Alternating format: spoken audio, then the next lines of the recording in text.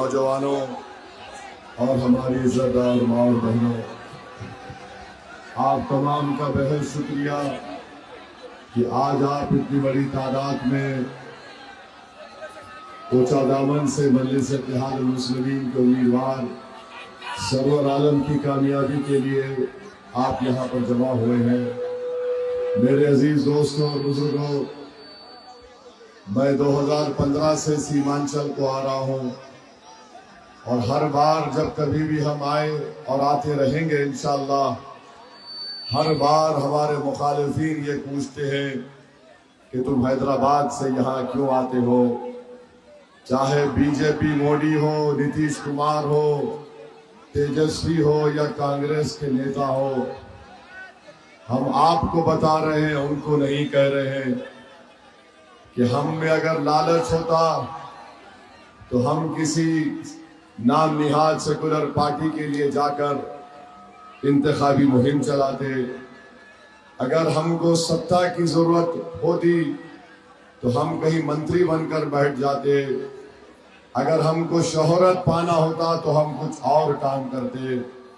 सच्चाई यह है कोचा दामन और सीमांचल की जनता, जब मैं पहली मर्तबा 2015 को सीमांचल को आया, जो मैंने आपकी आंखों में इखलास देखा, आपकी जबानों से सच्चाई को सुना, उस वक्त मैंने तय कर लिया कि इस सरजमीन पर बसने वाले लोग ईमानदार हैं, सच बोलने वाले हैं, मजलूम हैं, सबसे ज्यादा इनका इस्तेसाल किया गया है। तो मैंने तय कर लिया कि इंशाअल्लाह ताला 2015 के इलेक्शन के नतीजे जो कुछ भी आएंगे, मैं ये लड़ाई को अपनी लड़ाई समझूंगा और जब तक अल्लाह मुझे जिंदा रखेगा मैं सीमांचल के इंसाफ की लड़ाई लड़ता रहूंगा। मैंने तय कर लिया। तीसरी बात यह है कि मुझे यहाँ पर इतनी मोहब्बत मिली, शायद हैदराबाद के बाद औरंगाबाद और सीमांचल की जनता ने मुझे इतनी अपनी मोहब्बतों से नवाजा। मैं आपका मखरूस था और हमेशा रहूंगा। ये मोहब्बत मैं हमेशा कहता हूं, आज भी कह रहा हूं, इस मोहब्बत को बरकरार रखो।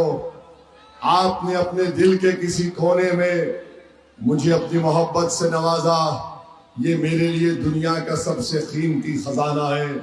मैं पूरी कोशिश करूंगा कि आपकी मोहब्बतों पर उतर सकूं और मैं इस बात का वादा कर रहा हूं कि इंशाअल्लाह ताला असदुद्दीन ओवैसी कभी सीमांचल की जनता के भरोसे को शर्मिंदा होने नहीं देगा।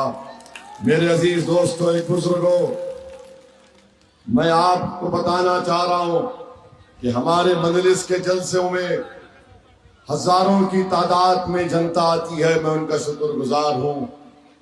मगर याद रखिए, अगर असदुद्दीन ओवैसी कुछ बोलता है जिसको आप पसंद करते हैं, वो अल्लाह का करम है।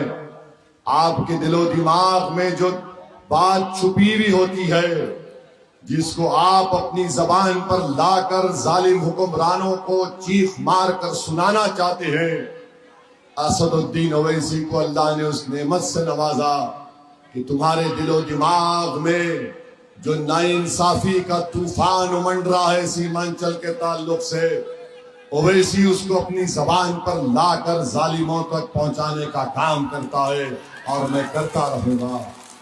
अगर एक असदुद्दीन ओवैसी अकेला 540 के पार्लियामेंट में खड़े होकर मोदी, अमित शाह और नीतीश कुमार और राजद और कांग्रेस के एमपीज के सामने सीना तान कर खड़े होकर सच्चाई को बयान करता है, जुल्म को जुल्म कहता है, नाइंसाफी को नाइंसाफी कहता है, तो क्या 11 तारीख के दिन कोचा दामन की जनता एक अदना जालिम के खिलाफ वोट देने के लिए तैयार होगी या नहीं होगी? इसका जवाब आपको देना है। अगर ओवैसी तुम्हारी हक की लड़ाई, तुम्हारी तर्जुमानी पार्लियामेंट में करता है, तो कोचा दामन की जनता को 11 तारीख के दिन दलालों और जालिमों के खिलाफ अपना वोट देकर अपनी क़ियादत को बनाना है, अपने वोट से अपने नुमाइंदे को कामयाब करना है।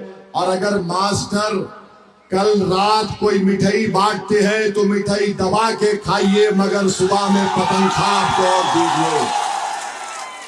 अगर मास्टर के लोग डराने का काम करते हैं तो मैं ये जिम्मेदारी हमारे गुड्डू बाबू को देके जा रहा हूं। गुड्डू बाबू देख लेंगे उन लोगों को। और याद रखो, गुड्डू बाबू के साथ ओवैसी खड़ा है और अल्लाह हमको कामयाब करेगा इंशाअल्लाह। जालिम हारेगा, जालिम रुस्वा होगा और जालिम को बदतरीन शिकस्त आप लोग अल्लाह के फजलो करम से देंगे पतंग छाप को डालकर। ओवैसी पार्लियामेंट में जितनी तकारीर किया, कभी भी किसी पर हमने एहसान नहीं किया। ये मेरे अल्लाह का करम है, मेरे लतीफ का करम है कि अल्लाह ने इस गुनाहगार को गरीब और मजलूम अवाम के लिए लड़ने का मौका फराहम किया।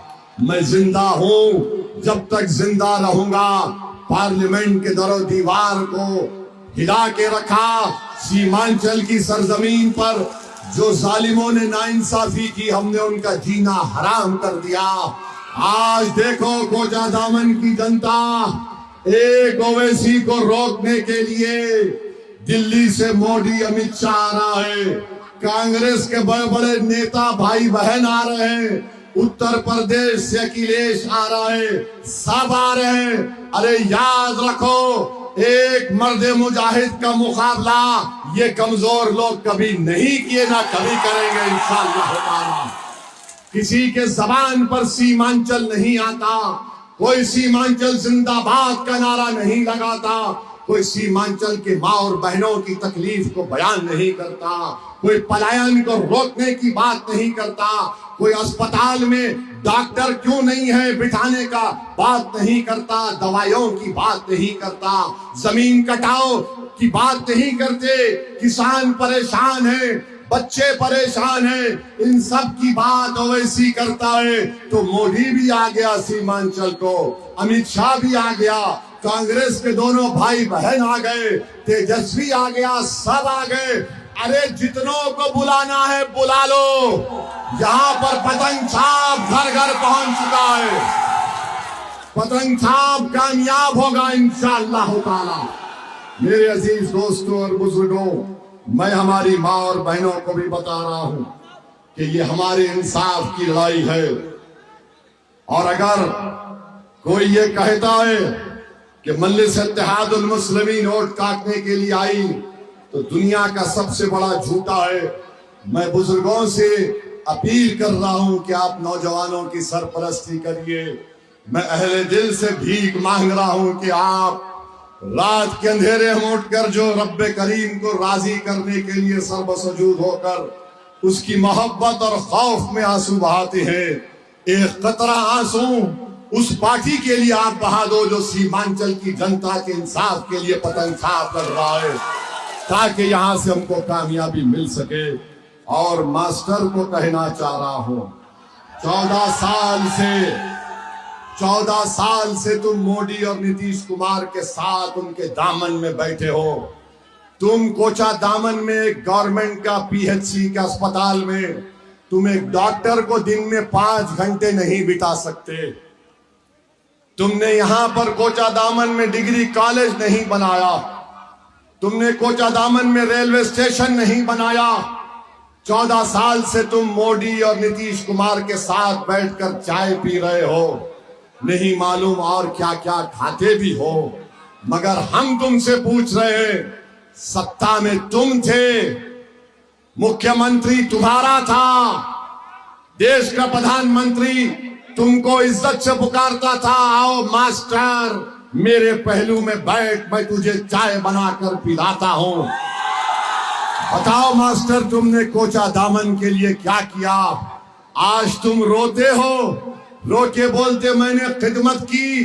तुमने मोदी की खिदमत की, तुमने नीतीश कुमार की खिदमत की। तुमने जो खिदमत की, मोदी ने हमारे मुस्लिम महिलाओं के खिलाफ ट्रिपल तलाक का कानून बना दिया, जुल्म किया। CAA का कानून मजहब की बुनियाद पर बना दिया। मास्टर तुम्हारी वजह से, मास्टर तुम्हारी वजह से UAPA का कानून नीतीश और मोदी ने बनाया, जो बच्चे 6-6 साल जेल में सड़ रहे हैं। मास्टर, तुम्हारी वजह से वफ का कानून बन गया। जब तुमने देख लिया कि अब जीतने का रास्ता नहीं है, तो अचानक कूद गया और राजद के पास चला गया। इजहार हस्वी के पीठ पर खंजर घोंपने का काम तेजस्वी यादव ने किया। कोचादामन की जनता, इस धोखे को याद रखो जब तुम 11 तारीख को डालने जाओगे। और हम मास्टर से पूछना चाहते हैं, तुमने इंसाफ नहीं दिलाया, मगर कोचादामन और सीमांचल की जनता से बताना चाह रहा हूं, याद रखो सोनता की जनता, पटना से इंसाफ नहीं मिलेगा, दिल्ली के बादशाह से इंसाफ नहीं मिलेगा, हैदराबाद से इंसाफ नहीं मिलेगा। इंसाफ मिलेगा जब तुम पतंग छाप के एक सियासी क़यादत को सीमांचल में बनाओगे। इंसाफ मिलेगा जब तुम सरवर आलम को अपना नया विधायक बनाओगे।